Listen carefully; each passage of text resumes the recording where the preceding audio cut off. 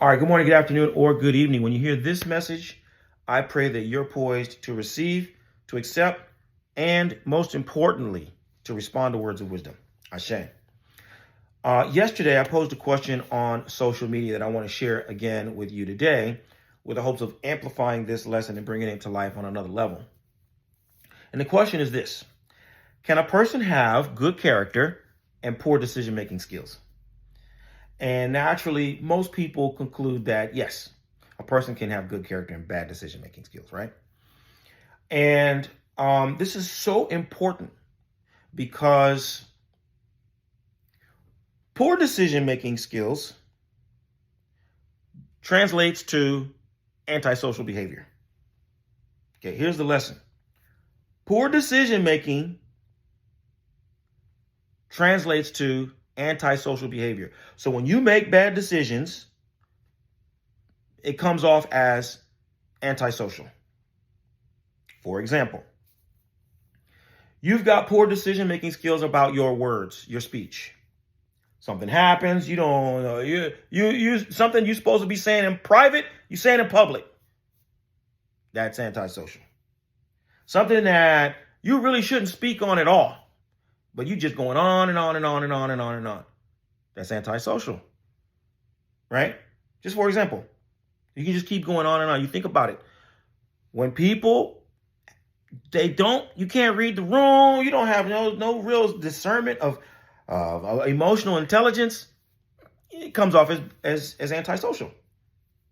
You seem jealous, you seem petty, you seem, like a control freak or power hungry, right? You're being, no, I don't think you're being misperceived. I think you're being properly perceived, right? But you're misrepresenting yourself. Because of your poor decision-making skills, what's basically happening is you're misrepresenting yourself. If my assumption is true, that you have good character, I'm giving you the benefit of the doubt. You got good character, but your choices make it very difficult to pick that up. Everything you're doing, or so much of what you're doing, is antisocial. So people are going to conclude that you've got bad character. Okay. Now, we go to Ifa because religion is fundamentally one of the basic, most important aspects of religion is to tell you who you are. Yeah, you get some of your identity from what country you come from, what gender you are, how old you are, how much education you have. All that is part of the identity building process. But when it comes to your soul, when it comes to who you are, your purpose in life, that is derived from your religion, especially if you practice Isheshe. Iwa is existence. Iwa is our character, right? Who you are and the quality of your life is determined for us by our religion, Ifa, Orisha. And so you go to Ifa because you want to improve.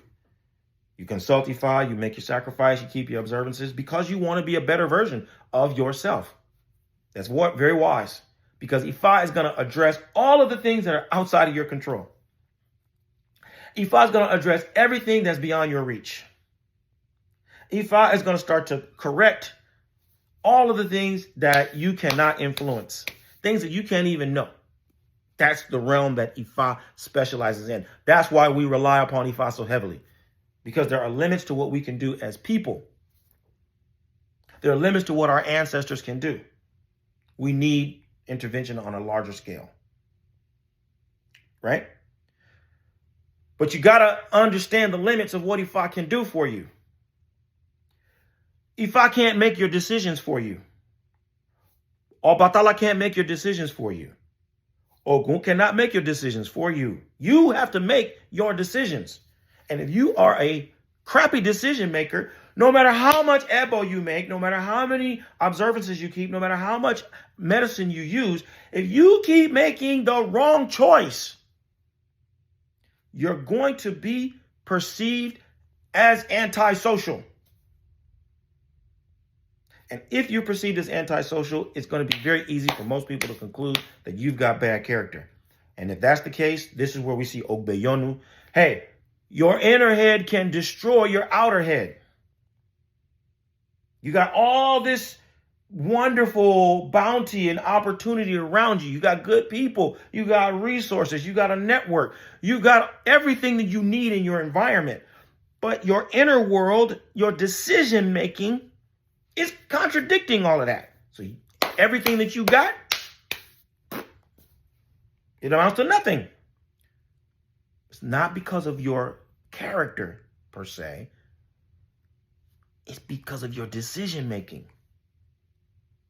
So as much as you make sacrifice and use medicine and keep observances, I want to urge you in this new year, as you aspire to go higher and get better and progress further, please, please, please, please, please put extra effort into your decision-making skills.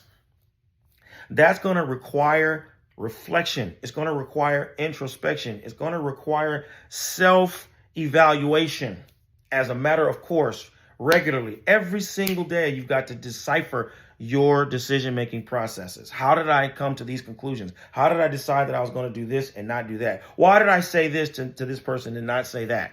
Why did I share this and not share that? What was going into my thought process when I decided to go here and not go there? You've got to do that. And if you're like most people, you're not going to be able to do that on your own. You need someone to help you. And the someone who's going to help you isn't the person who's going to coddle you. It's not the person who's going to agree with you. You need somebody who's going to tell you, hey, you slacking. That was a bad choice. You need to sit down with someone who is it's their profession, it's their duty, it's their skill set to help you discern and decipher your own decision-making process. You need to be sitting down with someone on a regular basis who's going to listen to your stories and tease through the details and help identify your role as the active ingredient in every scenario in your life. You need someone who's going to hold you accountable, make you take ownership of the words that you speak, of the actions that you carry out, of the habits that you perpetuate. You need someone who's going to make you fully aware of all the ways in which your behavior, has an impact on other people. That is essential to your ability to improve and to not only achieve your goals, losing weight, buying a car, not only that, but to actually cultivate a better quality of life for yourself, to improve and to evolve. Ultimately, getting things, achieving things is secondary to the process and the experience of actually improving, becoming a better person. That's going to be a combined effort of your religious pursuit as well as your own psychological development. So this is a lesson that I'm sending out to the leaders. If you're somebody who is really, really ready to have a breakthrough as it pertains to improving the world through positive influence, then I want you to find out how Oloye or Bafemi Origuwa and the Orisha Lifestyle Academy can help you take your practice and your life to the highest level possible. Visit me at obafemio.com or orishalifestyle.com, and let's start working together to help you live the medicine that will heal your life and heal the lives of those who you are destined to serve. I look forward to working with you. Happy New Year. Odabo.